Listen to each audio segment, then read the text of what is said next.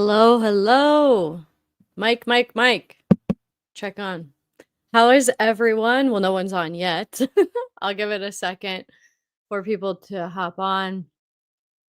I'm excited today, and I told myself I wasn't going to say, "Hey, everybody, I'm excited today," because I feel like that's just what everybody says. But truly, I'm excited. I'm elated. I'm jazzed. I'm pumped to be here this Saturday morning with you all. Um, we are doing a feng shui Q&A today.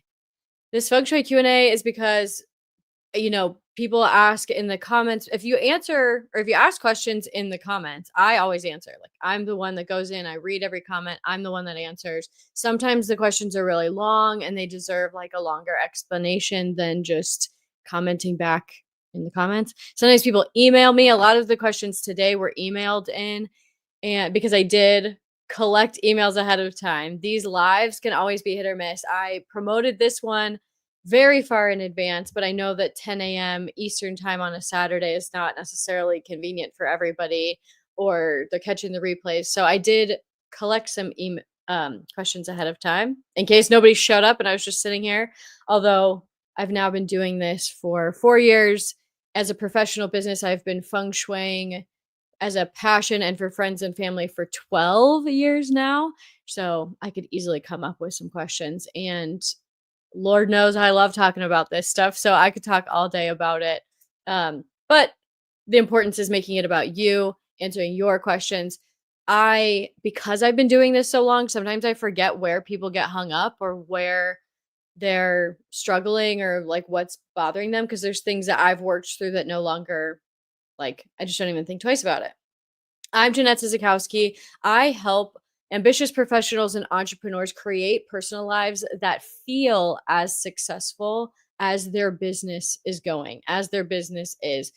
There's so many people who are very good at like following the book, creating success, right? Like, you go to college, graduate, you get a job, then you're climbing the corporate ladder, or you have these big ambitious dreams and you're really good about going after it. But then, like everything else in your personal life, maybe it's relationships, maybe it's your relationship with yourself, maybe it's like all that internal stuff, which is, I guess, a little ironic because I help people with their external, but your external is a direct reflection of your internal. So maybe you don't see it, but like I said, I've been doing this for 12 years now, and I can walk into a house, look around the house, and I can see like, oh, this person is struggling with decision making, is struggling with imposter syndrome, is struggling with insecurities, is struggling with being the leader of their business. So I help people create successful personal lives, because when your personal life is successful, nothing can get in the way of your success. I like how I said that so eloquently. How exciting. Okay. As you guys hop on, hop in, hop out, submit your questions in the chat. I will be answering those in the comments, or I will be answering them here. I will check the comments button and we'll see what your questions are, and I'll answer them live here on the call. But let's just get started. If you don't already, feng shui Q&A. The elemental clarity is, Instagram is great because they have like those question boxes, right? We have stories. You can get like real live in time updates on new products, new services, new happenings. If there's going to be questions like, or days like today, you can submit your questions early. So if you don't already, follow me over there. But question number 1 is from Uncouth Girly. And I got to lean back to look for the space reset video. So this was in response to an email list. Every month, beginning of the month, I send out an energy edit email. It's like, what can you do to maximize this month, and how can you use the energy in your favor? It pairs really well with the success forecast. She responded to that email. Where in the house are bookshelves most helpful, or in what ways do bookshelves improve energy in different rooms of the house? This is a fantastic question. Such a fantastic question that I answered it 3 years ago. But I am happy to answer that again here today. So this question, I just think it's funny. It is such a popular question. Bookshelves, books, like behind me, a lot of people use them to decorate behind themselves, but maybe your setup doesn't offer that. So let's answer this more specifically Where in the house are bookshelves most helpful? There's a few things. First, let's talk about where they're not helpful because I don't know that books, which hold a ton of energy from the author, energetically charged stories, energetics from a hand me down from wherever you got the book, whatever your emotions were when you purchased the book. Like, I'm sure you've never thought about this. You just think, I'm going to buy a book, read it, and that's that. But it's much more heavily charged than like buying a vase just because of like all the layers to it. So where in the house are bookshelves most helpful? Because they're so yang, because of all that energy. Because of all that energy in a yang area. So if you do have like a living room space where you can make more of like a little library for yourself, not in the bedroom. So I was saying, let's start with where they're not helpful. They're not helpful in the bedroom. Of course, if you're trying to build the habit of like reading before you go to bed and not scrolling on your phone or like reading a book before you wind down, a couple books by your bed is like not the biggest deal. I personally am guilty of sometimes like there's like 3 or 4 I want to read and I keep putting it by my bed like, "Oh, read this before you go to bed." That becomes too much because then it's like you trip over them before you get in bed. You're not actually reading it. Then you just have this stack of things that you want to do or read behind your bed. And it's more of like this glimpse of guilt of like, oh, I still haven't done that. Oh, I still haven't gotten to that. And that's not what we want to be feeling before bed. So, books or any to do, which I don't know what else you would have by your bed. Like, you're not going to put um, like bills that you have to pay by your bed. You definitely shouldn't. So books particularly, just pick the one. What's the one book that you want to read before you get to go to bed to help you wind down, stop looking at your phone before you go to sleep, and then like your journal. And that's good by your bed, but in general, you don't want the rest of your bedroom to be the place for your books because like let's think about it. Picture yourself in this room, like let's say I'm laying in bed and this all these books are on my side shelf. Again, it's all that energy of the stories, the author, the oh, I haven't read that yet. Oh, like they invoke so much emotion and they charge up, they just pull up so many things. And when you're in your bedroom, we want you to be zen and like go into that theta state of not of dreaming and dreaming big for yourself and thinking about your ambitions and not thinking about your to-dos, what I have to do, what I still haven't done yet. You know what I mean? So where they're not helpful is the bedroom, and everywhere else it's yang. And you just want to be conscious of like how they're placed because in general I wouldn't say that books improve an energy of a room because if anything you need to keep them pretty orderly, dusted. Like a lot of people think associate clutter with feng shui, and I see how they got there. But true feng shui is the study of how your environment affects you in terms of where water is, mountains are, hills, landscape, the shape of your house. It's much more macro.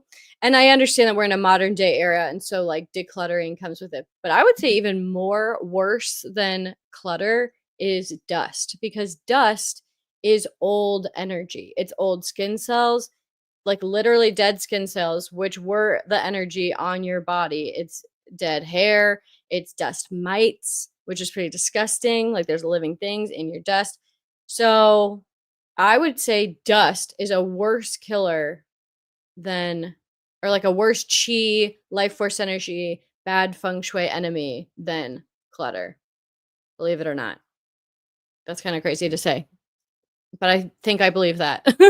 When I rank them, they're pretty close, but dust is pretty hard. So all that is to say, bookshelves. It's like, are you dusting them frequently? Are you giving them life? The more and more books you have, the more and more stagnant, dead chi you have. So I don't think that they really improve energy at all. Libraries are fantastic. Use them. Like, there's no reason to own half the books that you own. Half Price Bookstore. I love that place. Like rent the book, give it back, you know what I mean?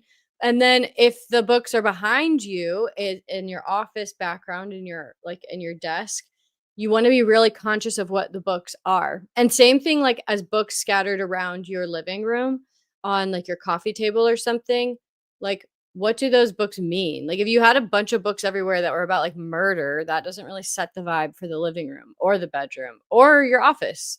If you have like for me, the books behind me are books that I actually like refer to my clients about like habits and mindset and things like that. And then I have like a bunch of books about money. Even the books that I have my laptop stacked on are very intentional. There is like there's like a how to be a millionaire book and like a religious book to just like that talks about like source and being your best self and all that stuff. So it's not so again to answer this question, there's not really they don't I wouldn't say bookshelves improve energy, and being very intentional about the books you have are very important. Where are bookshelves most helpful? Again, I don't think helpful, but they are best in living room spaces. This video breaks it down even more. Like it gets really in depth. I know it's only 7 minutes, but it gets even more into like the boggle map and that. If you practice BTB feng shui, which I don't really practice that on this channel, but it's an easy like DIY first layer. The northeast is your in that form of feng shui is for wisdom and so and like travel. Yeah, because northwest is helpful people. So northeast is this like wisdom, spirituality, like and so that is a good place for books, right? Where are you getting clarity and wisdom? And also the north, your career.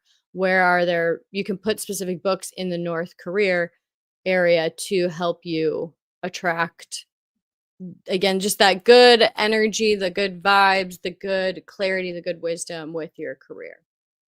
This video breaks it down even more. And then this video talks about how this is actually when these shelves are in a totally different spot, but they're the same shelves. And this breaks down how I like organize it, decorate it, and put them together.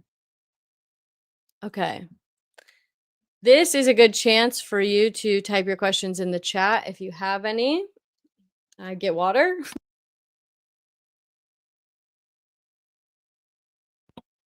Or matcha, we should say. Any questions? Come on in, come on in. The second question, this one's kind of funny. I got this email, and I don't know if she is following me anymore, if I'm offended her with my question back. But I got this email, and Lenore says, how about a video on the best way to thrive during structural repairs or renovations to your house while you live there? Loving your videos. And I emailed Lenore back, and it's kind of funny because I was like, well, what do you mean how to survive? How to video on the best way to thrive? What do you mean how to thrive? Like, and I think I wrote her back and I said, my first idea is just like, I don't know, you just power through it, really. Like, if there's renovations that have to get done, you power through. And I was like, was there something like more specifically? Because that seems like too blunt and too short of an answer. I never heard back from Lenore, so I don't know if I upset her with that question. But I was like, what do you mean thrive? Because the truth is, there's always things that we have to go. If we break a leg, you know what? Is there a way to thrive? I'm sure there's certain habits and there's thinking positive and there's like doing the best you can, but it's an annoying process to grow your bone back, right? If you're going through braces, like adult braces, it's just like not fun, right? And you just have to, I don't know if you can thrive. You just have to get through it.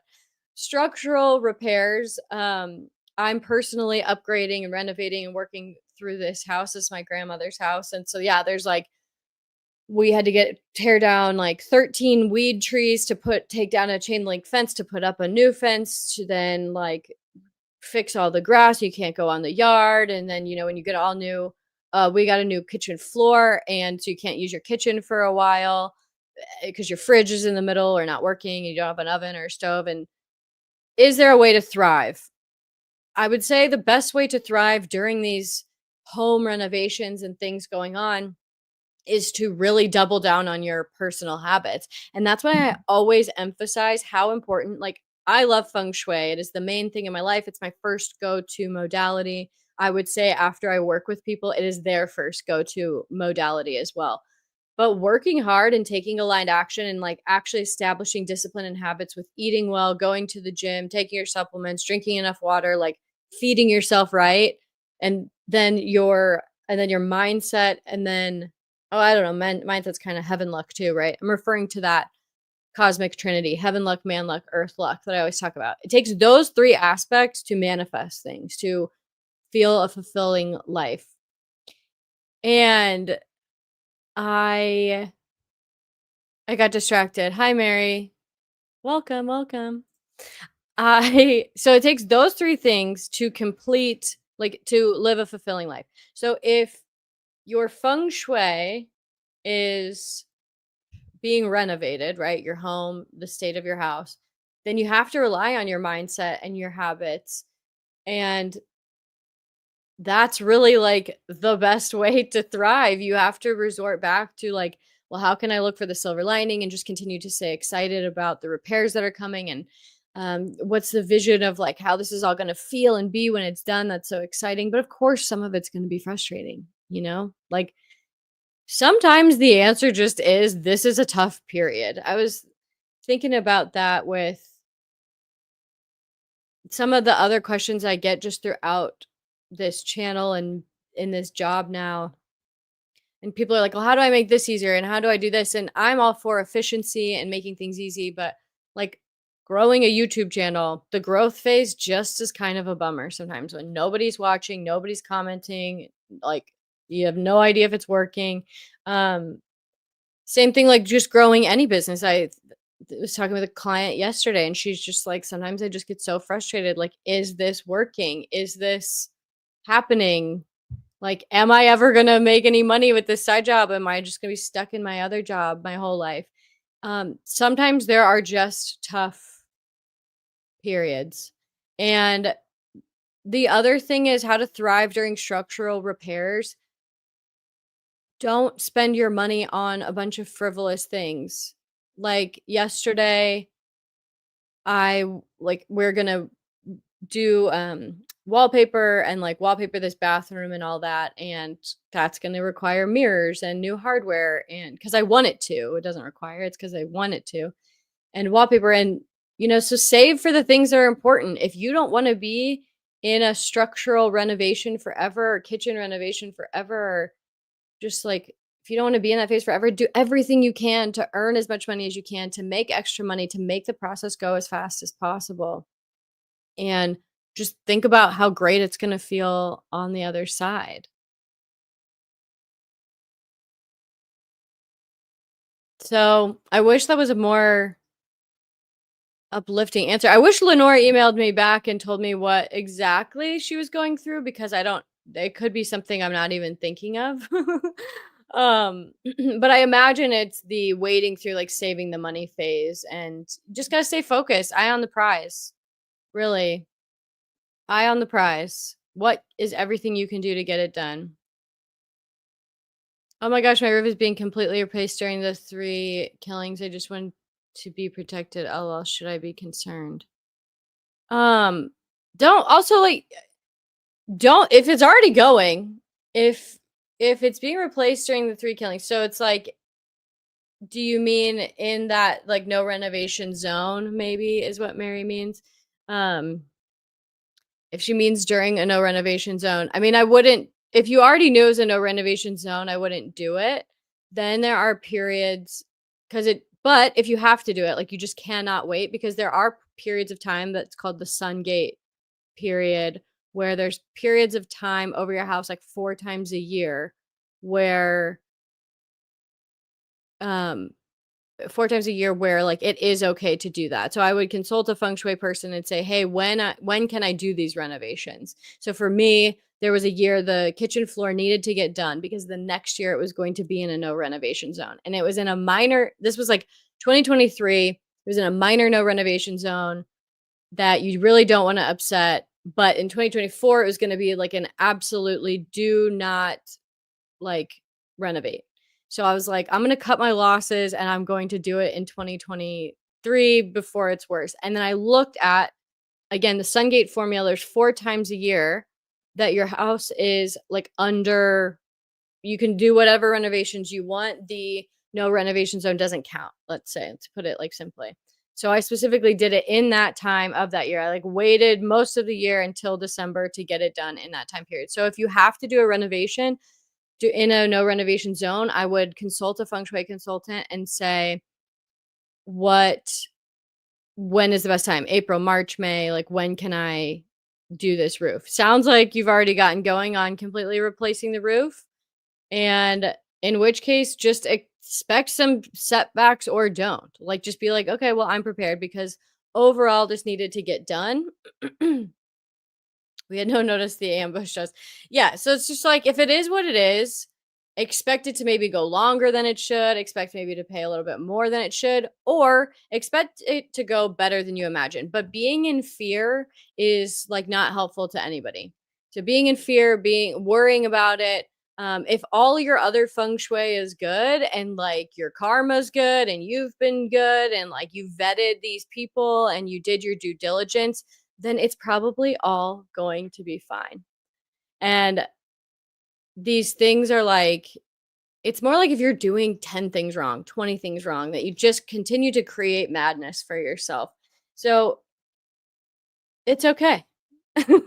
It's okay. Don't worry about it. Um, and expect, like, if just be like, okay, if it goes a little bit longer than I think, whatever. But overall, I'm gonna be so happy it's done. I'm gonna be feel so good that the roof is finished. I'm gonna feel so like, yeah, I'm just gonna feel so happy when it's done and continue to think about how happy you'll be when you're on the other side of it. Because getting a new roof is like a long, tumultuous process. It's usually a pretty penny. And so, like, whatever. Don't just I'm rushing my answers because I'm on this Q&A and I always feel like I have to talk really fast when really I should probably slow down and like think about how to say it succinctly rather than ramble. But ultimately, if you have any renovations, anybody, and you have to get it done, you know it's a no renovation zone, think bigger picture. There might be a little bit of a setback. There might be a little bit it might cost a little bit more, but ultimately, I'll be so happy when this is done. It'll feel so stable and nice and like good quality to have it done. And that's exciting. But any feng shui stuff, man, any feng shui stuff where people are telling you to fear it, like you have lived a life, a portion of your life. I guarantee you, when you were like 10 to 20 years old, you did not know about no renovation zones. You didn't know about feng shui. These are all tools to help you improve your life, to feel better.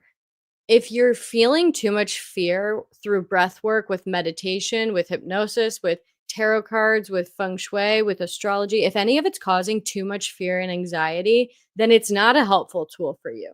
You should only listen to people and tools that make you feel good and empowered. So even if it's me, if you don't like some of the feng shui things that I say or the tools that I give, because that's just like it doesn't work for you and it just makes you feel like worse, then don't listen.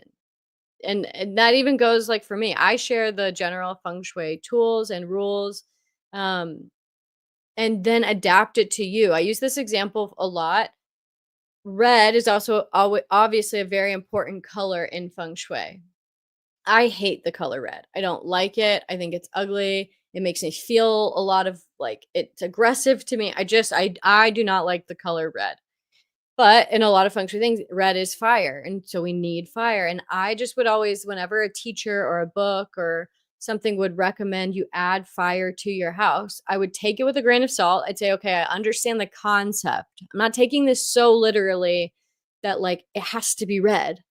It's fire. It's something that's uplifting and passionate, or like the actual element of fire. I love candles. The shape associated with fire is triangles. So how can I add in the fire element so everything feels smooth and balanced to make this work for me? Because we are not giving our power away to these tools. That's also something to remember. We're not giving our power away to tarot cards. We're not giving our power away to feng shui. We're not giving our power away to anybody. We are in control, and like use it how you feel empowered. Use it in a way that makes you feel good. So again, sometimes there's renovations that have to happen.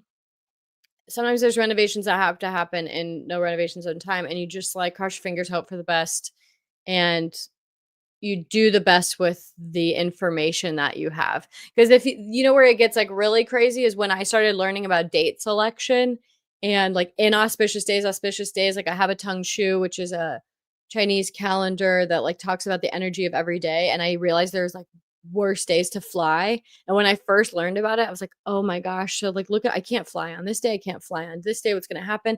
It's like Jeanette, you've been going on planes 35 years of your life. Like multiple planes a year. You've always gone on planes. You've never known about these inauspicious days. I'm sure you've flown on days that weren't great for flying according to the energy and it was all okay. So your mindset and your energy is honestly one of the more powerful tools. And then when you add in these things like date selection, feng shui, these other modalities, it makes you even more powerful. So if anything is causing you fear, step back and be like, or like shame, like I'm all for religion. I believe in God. I'm Catholic, like spiritual Catholic, whatever you want to say.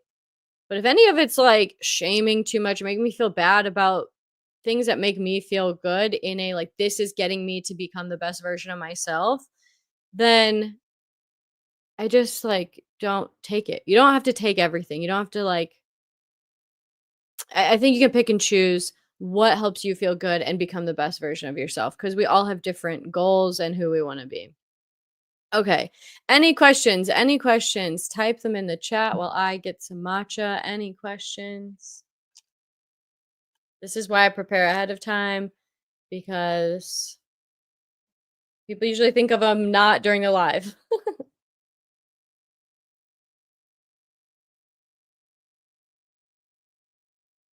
Mhm. Yeah, we functioned regardless. Like we function without knowing these things.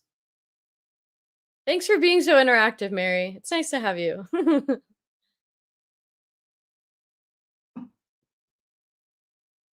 Okay. Well, the last question that I have prepared, if no more come in, is how do I know if I have too much, too little, if I'm messing it up, if I'm doing it right? This wasn't a formal question that came in. This is one that I had with a client and I hear it here and there and I always like I need to make a whole video about it. But one that comes up a lot is just like how do I know if I'm doing this right? How do I know if I have too much wood, too little wood, too much metal like ah, you know?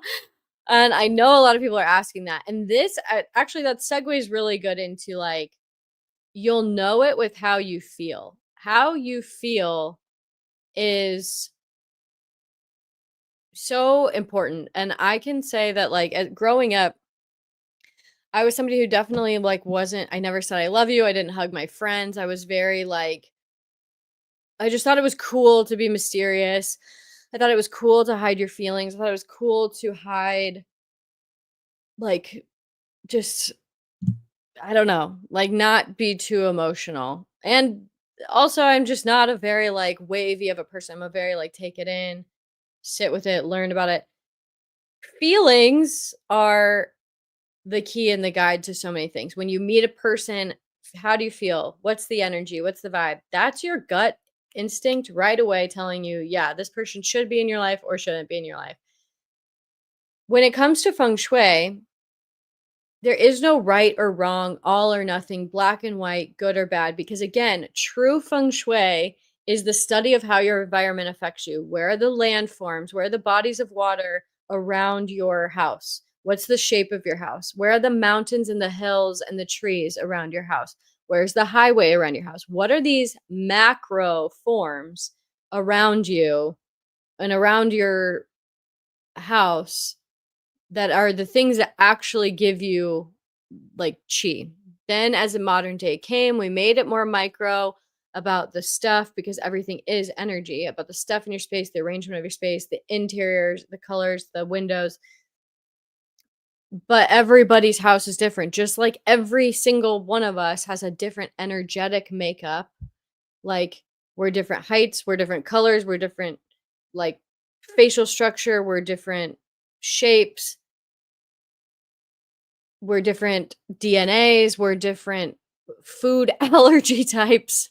So there's no diet that is yes or no, all or nothing, black and white. There is no rule for anything. Like everything should be is it making you feel better? How do I know if I have too much or too little or messing up and doing it right? You slowly layer things in and you see how you feel. You slowly layer in these pieces, these items, you switch things around and you observe your life. I don't think a lot of people are cut out to use feng shui, and I don't think a lot of people see true feng shui sustainable results unless you work with me one on one. The people I've seen in these like small, quick groups watching other people like Marie Diamond or just like doing these like fast things, they're looking for quick fixes. And yeah, you can place a fountain in the north and maybe see a quick hit of money uh like you got $1,000 check or a coupon or a gift card from somebody random. But that's just law of attraction. That's just believing that whatever you moved and put somewhere is going to bring you something good. And it happens once. And that's why people see little hits. But true, sustainable, good feng shui lifestyle to where you walk in your house and it just feels good and flowing and nice and like easy, and everything in your life is just like working out pretty smooth. And yeah, maybe something happens with your roof, like Mary, but it's pretty easy to get a quote, find the right person, they get it done. But still, things are going to happen.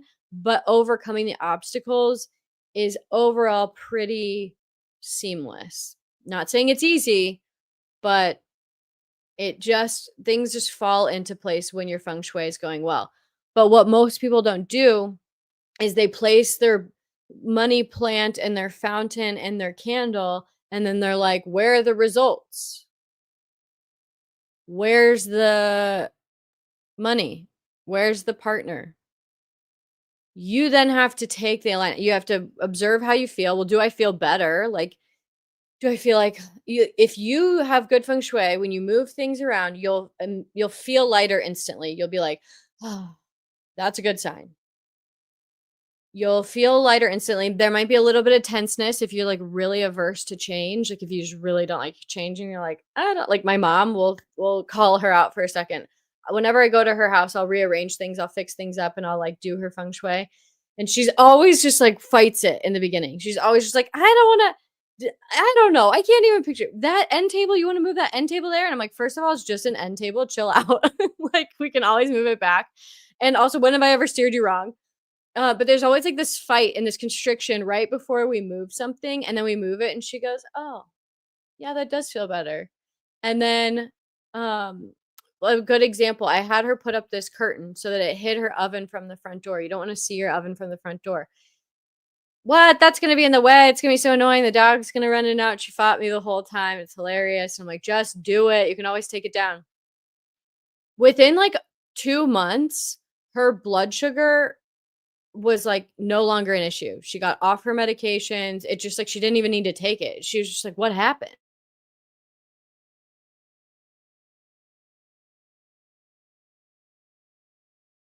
It's like my whole life I've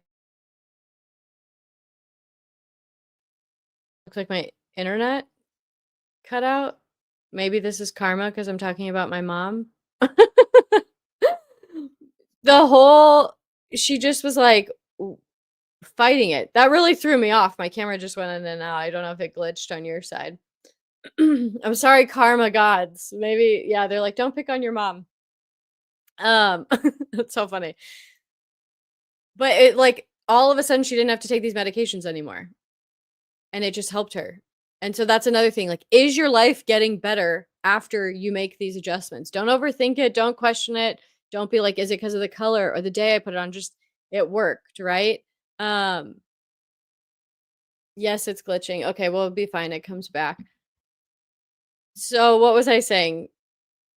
Okay, too much, too little. So first, observe how, or not first, but in this process, observe how you feel. Your feng shui is never done. That's the other thing about these quick mini courses is that they should all remind you that feng shui is never actually done because you're always living in this house. Your needs, who you are, you're evolving. Just like your diet is never really done, right? You can get to a pretty like baseline thing. Like you can figure out the macros that work for you and the food and the exercise, and you can get to like a pretty baseline. But then there's going to be more stressful times of your life when you need to change your diet, eat more or less. There's going to be Something else where you get a cold and your antibiotics kind of throw everything off, and you adjust. In your life, maybe somebody moves in for a while and you live with them. Maybe you have a kid, your feng shui is going to change. Maybe you want to be more intimate with your partner and create that closeness. Then you change your feng shui for these intentions that you have. And so how do I know if I have too much, too little, messing it up? My response to her, it was very funny, is I was like, let's call her Sarah. I was like, Sarah, because you could tell she was anxious. And like we had been working together for a little bit. And she was in this whole, like, there was this whole stressful thing with her house and she had to redo it. And it was a very stressful process with insurance, like her whole house flooded. And so she wanted to do it right from the beginning. And I understand that in those transitions it's hard, but I just was like, it's not that deep. It's not that deep. You can always move a plant. You can always change the blanket color. You can always repaint.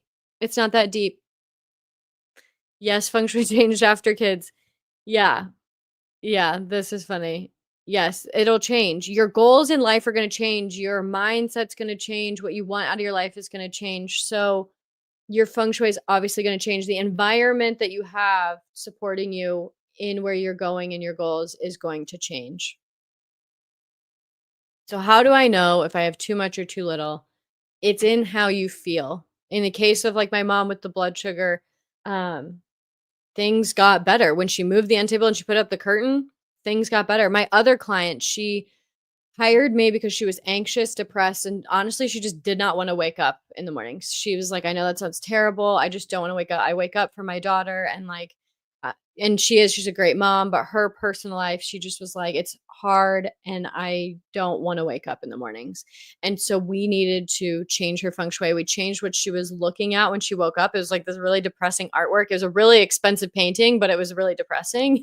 So we don't wanna see that. Of course, you don't wanna wake up. Look at how it was like this old woman, like, very philosophical and deep, and like, our bodies are beautiful even as we age and all wrinkly. And I was like, yeah, but also you're like 35, and like, let's embrace our wrinkly old age when we're 90. You know what I mean? Like right now, you're vibrant in the prime of your life. Like, let's change your artwork. And we changed some other things. She had an imbalance of elements in the sense she was the one water element, and she had so much earth controlling her and so many wood plants. And she was like, I'm depleted, like I'm giving too much. And it showed in her house, the elemental imbalance. And as we changed things, same with her. All of a sudden, she emailed me like 2 weeks later. I'm not on my anxiety or depression medicine anymore. She's like, I don't know. I just kind of forgot to take it. And then I'd remember. And she's like, then I just realized like 2 weeks had passed and I wasn't on it anymore. And I was like, well, that's awesome. Like the goal was not to get off her anxiety depression meds or to solve that. Like, well, it's to solve it, feng shui to help that. Um, but yeah, she just like naturally came off it. So the adjustments that you're making and doing, are you seeing a progress and feeling better?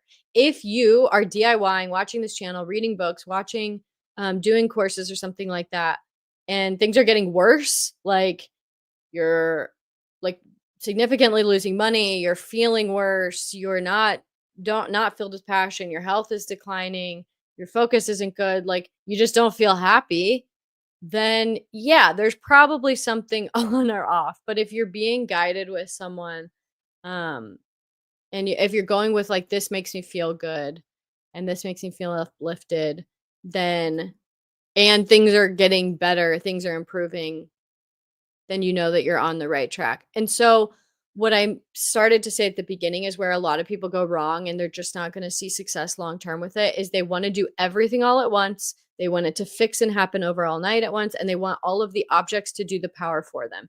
You still have to think in your mind, use your action, and it's better to layer these things in. Too much change at once creates chaos. And so layering these things in so you can see like, oh yeah, more like pink peonies really helped me. And then you like paint the room. Wow, I like really feel relaxed in here. But if you just like barf on your house, put everything in, it's usually just too much at once. And people don't understand that the shakeup, whether the shakeup is actually like hurting or helping them. Sometimes, like if everything falls away, it means you get to rebuild. But most of us don't want all of that chaos all at once. Mary says, I always followed the ounce of prevention is worth a pound of cure. The general feeling was never stagnant. Getting back to that. I always followed the ounce of prevention is worth a pound of cure. I'm not really sure I understand that, but that sounds beautiful to you. And I love the dancing emoji. An ounce of prevention. I think you just mean baby steps. And also, when you guys are feng shuiing, I will say this too, and we'll end on this because I do not see any other questions. Go ahead and submit them in the chat before we end here. But back to the beginning of like, oh no, I was doing renovations in a no renovation zone, or I'm really, oh no, like, am I adding too much? All of this fear of, am I living my life wrong? Like, we should chat. Like, you should have a home energy refresh with me, or you should join. I'm starting a membership. This like quick tease. I think I'm going to call it Clarity Club, and it's going to be an accountability group where you have access to me and keeps you on track.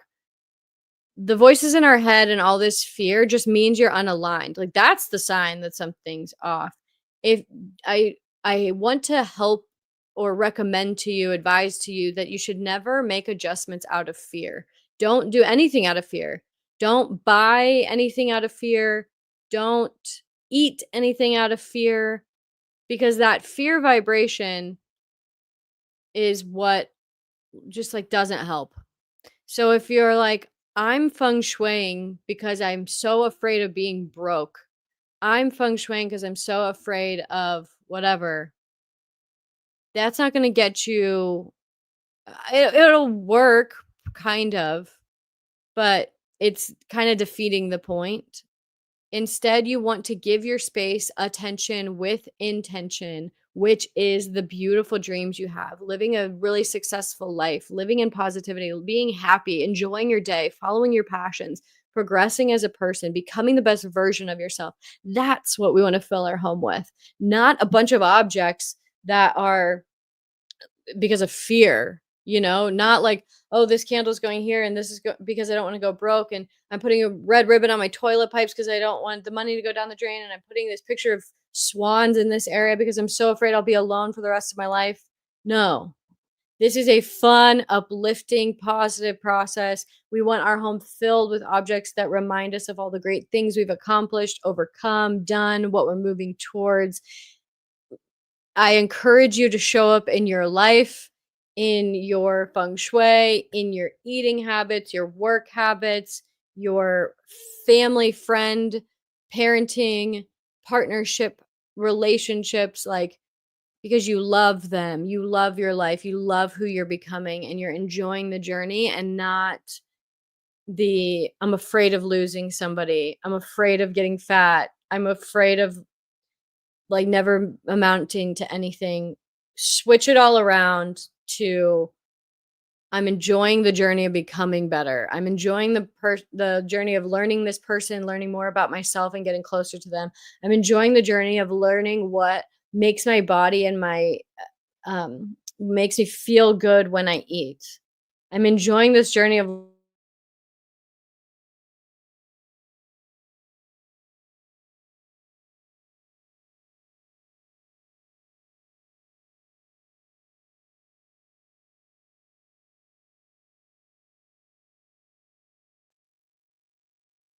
I'm enjoying the journey of the internet going in and out, even though it's 2025 and it makes absolutely no sense that we would have an unstable internet connection.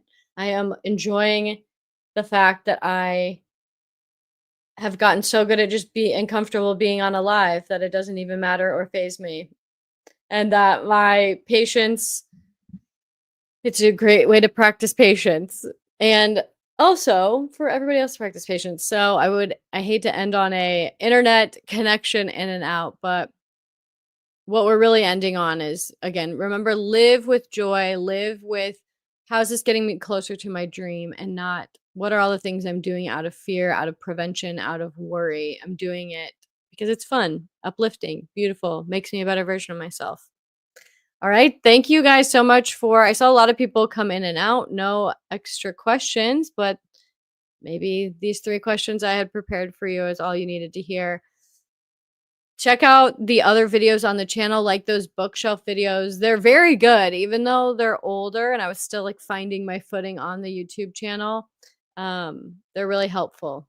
So I will see you guys. If you have any other questions that you think of any after you watch this, put them in the comments. I am the one that answers all of them. Thank you so much for being here. I really, really appreciate everybody's interactions and watching this and subscribing and sharing videos and just enjoying being here with you guys. It's very fun for me, and I love helping you all create personal, like successful personal lives. All right, I'm out.